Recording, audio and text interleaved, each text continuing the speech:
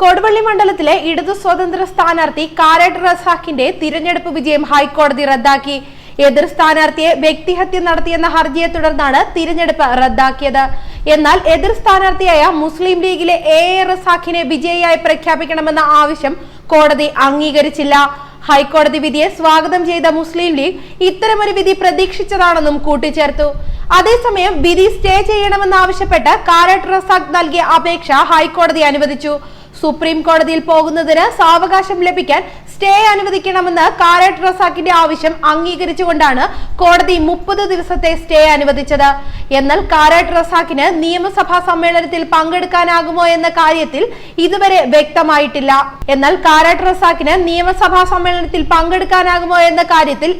വ്യക്തത വന്നിട്ടില്ല. ഇക്കാര്യത്തിൽ നിയമസഭാ സ്പീക്കറുടെ നിലപാട് നിർണായകമാകുമെന്നാണ് രാഷ്ട്രീയ വിദഗ്ധരുടെ വിലയിരുത്തൽ. കൊടുവള്ളി പഞ്ചായത്തിലെ വാർഡ് മെമ്പറായിരുന്നു എ റസാഖ്. ഒരു ഉപഭോക്താവിന്റെ തുക തട്ടിയെടുത്തെന്ന പേരിൽ പ്രചരിച്ച വീഡിയോയ്ക്കെതിരെയാണ് മണ്ഡലത്തിലെ 2 വോട്ടർമാർ ഹൈക്കോടതിയെ സമീപിച്ചത്. എന്നാൽ ഇത്തരമൊരു വീഡിയോ തങ്ങൾ പ്രചരിപ്പിച്ചിട്ടില്ലെന്നാണ് കാരാട്ട് റസാഖിന്റെ അഭിഭാഷകൻ വാദിച്ചത്.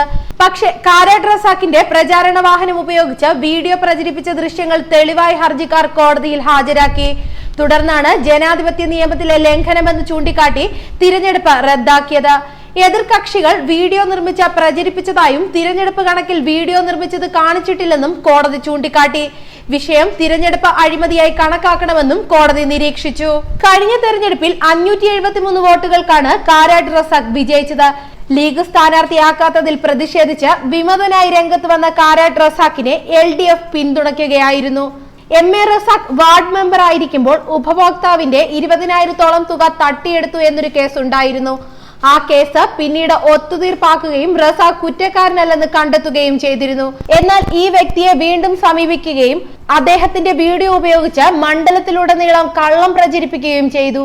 അടിസ്ഥാനരഹിതമായ കാര്യം ചൂണ്ടിക്കാട്ടിയാണ് എതിർ സ്ഥാനാർത്ഥിക്ക് നേരെ വ്യക്തിഹത്യ നടത്തിയത്. ന്യൂസ് ഡെസ്ക് മലയാളി വാർത്ത.